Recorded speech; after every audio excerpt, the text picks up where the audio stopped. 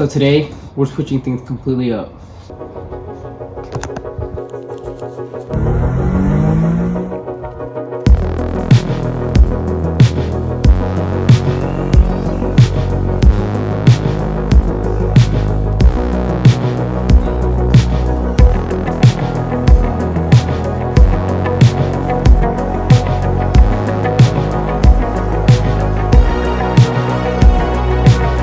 I was lost and wandering.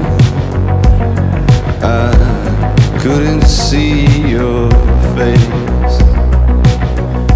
That tangled branch inside me grew and grew to a deeper place. I couldn't say, wash it away. The thing. In today's video, I'm going to be going over my camera setup, what I use to make my videos, as well as how I got into content creation. So we're gonna jump right into it with my camera setup. So first and foremost, I have my little mic. You can't really see it that much. I'm using it right now for the audio. I don't have a mic setup when it comes to my desk. Eventually I'm gonna get one, but I'm working with what I have right now. Secondly, I have these little Rode mics. These I usually take out when I'm doing commentaries on my YouTube videos. So how I connect these is to my phone, and the phone connects to this transmitter. And yeah, the next thing on the list I have here is this little gimbal. I don't use this as often anymore. I prefer more freehand movement when it comes to making my videos. And when it comes to freehand movement, I usually just have one of my friends help me record. But a lot of my friends, I do have to show how to use the camera. But thankful for every single one of them. Shout out to you guys watching this video. Also, lastly, I have this little gimbal right here. I don't use this as much anymore. I still use everything here, it's just it depends on the video. And the last most important thing on here, my drone. So this is not the first drone I purchased. This is actually my second drone. I use this for almost all my videos.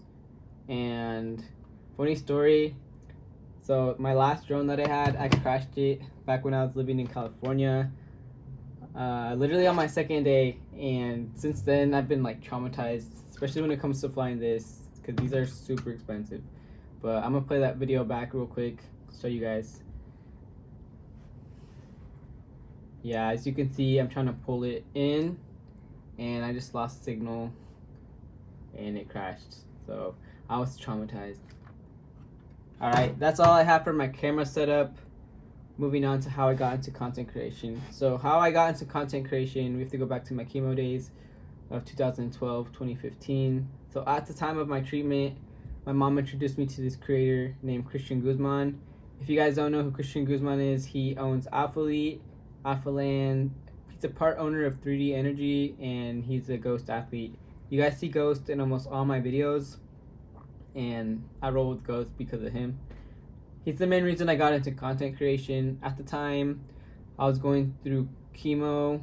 I was going through a lot mentally, losing my hair, losing my arm, and just not being able to grow up like most kids, hanging out with friends and playing sports.